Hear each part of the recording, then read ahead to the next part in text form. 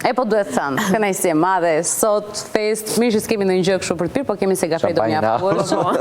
Është një ndër emrat që ne kemi kërkuar të paktën që në nisje të sezonit të parë dhe kemi thënë që Mozaria patjetër duhet na vinë në studio sepse duhet të zbulojmë pak më shumë rreth Amosit dhe të bëjmë një çik muhabet, ashtu siç na ka hije në këtë emision që e kemi muhabetin shumë miqësor. Mëngjes, mirë se erdhe. Mirë se erdhe Amos, nuk është zgjuar ende. Mirë se ju gjeta. Tani ti Rezita ke mallkuar kur zgjova. Jo. Biles mirë bët se dita fillon ditën para. Sa me pikërisht. Lërë pastaj energjia që do jetë. Po lëre tani, po vjen keq. Lëre. Tani, në rast të parë jemi shumë të lumtur që të shohim shumë mirë dhe që je gjithmonë në këtë periudhë kohe shumë i angazhuar dhe me teatrin dhe me projektet e tua. Dhe ke qenë shumë i zënë, apo jo? Do thënë të drejtën, shqyr Zotit që kam qenë i zënë se unë për këtë punë jetoj, kështu që.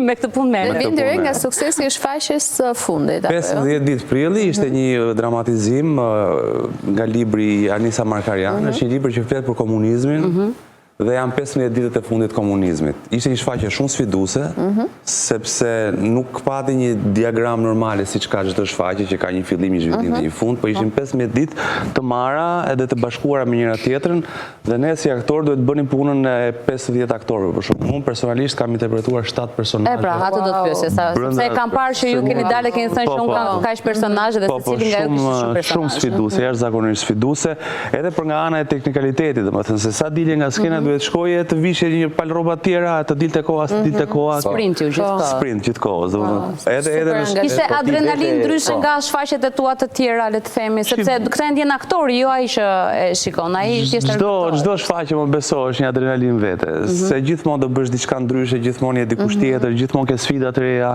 edhe është një nga arsyet pse unë kam zgjedhur këtë profesion është pikërisht sepse është një adrenalin që s'ka punë. Ti e gjeje veten apo tu desh më shumë punë për tu angazhuar, për tu përfshirë në vepër?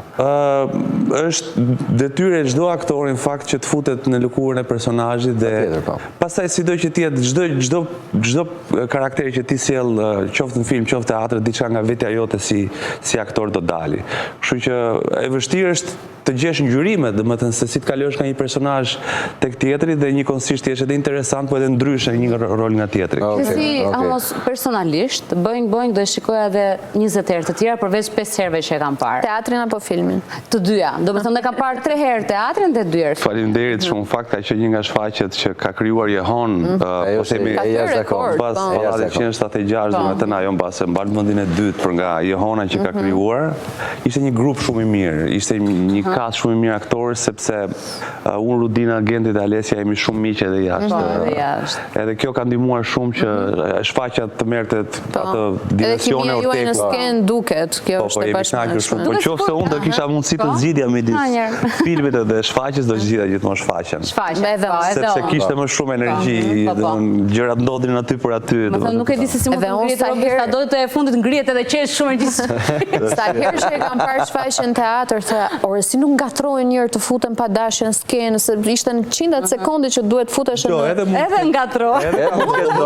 Por ka ndodhur, por kemi ditë am çepin shumë mirë, sepse mbas shfaqjes 50, pastaj çdo gjë ishte automatike. A mendon që në karrierë të secilit artist shënjon një vepër, një moment dhe ky ka qenë momenti jot ndoshta për ta pasur këtë Jehonën bashkë me shfaqjen?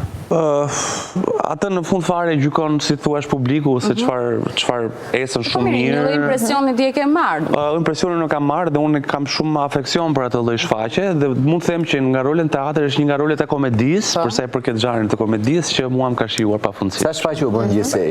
Më shumë se 200 shfaqje. Wow.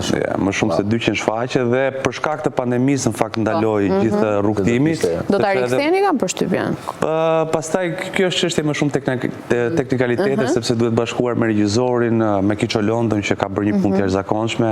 Ai nga ana tjetër ka angazhimet e veta, unë të mia, Gentit vetat, Rudinat vetat e kështu me radhë dhe domethënë duhet gjetë një moment ku të jemi gjithë të lirë që të kemi mundësi. Një gjë është e sigurt që sapo të dali sigur me pëllumb lajmi pa parë që... Sold out, të gjithë.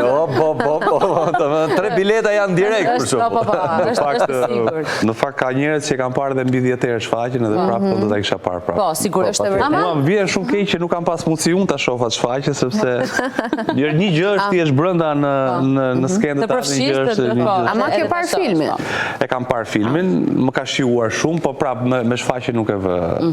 Patjetër. Gjithsesi aty të bien edhe baluket nga shiu që kështu. Te kush te filmi apo te filmi te pika, këto baluçket e këto. Super realizim. Ama ndodh që pas një lloj populariteti le të themi tek audienca, tek njerëzit, ti futesh në një format si Big Brother që njerëzit në fillim unë besoj të paktën edhe nga komentet që kam lexuar atë periudhë që thoshin duam që të njohim më shumë Amosin, përveç atij artisti që ne kemi parë në shfaqje dhe në filma, duam ta njohim më shumë.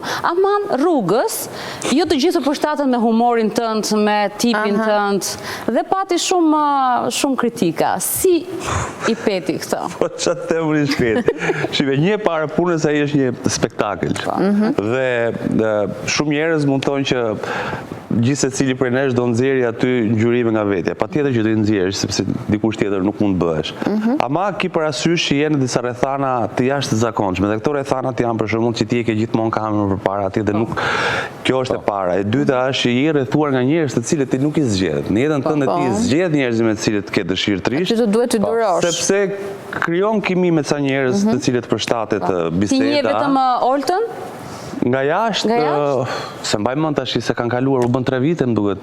Vetëm Oltën mbase mund të kem njohur, jo, edhe Gent Azizin e njifja dhe Elidon. Mirë sa ta erdhën edhe më pas, por tek nga fillimi. Po, njifja një pjesë, po dua të them që nuk është se i zgjedh njerëzit, kurse ati ishte detyruar brenda kësaj kutie 200 metra katror, nuk i shmang dot. Që nuk i shmang dot dhe tensionet do rriten, do shikosh gjëra që nuk të pëlqejnë. Po gjithsesi ti e mban mend si eksperiencë të bukur. Unë e mbaj mend si një eksperiencë as të bukur dhe as shumë po e mbaj mend si një eksperiencë shumë të veçantë.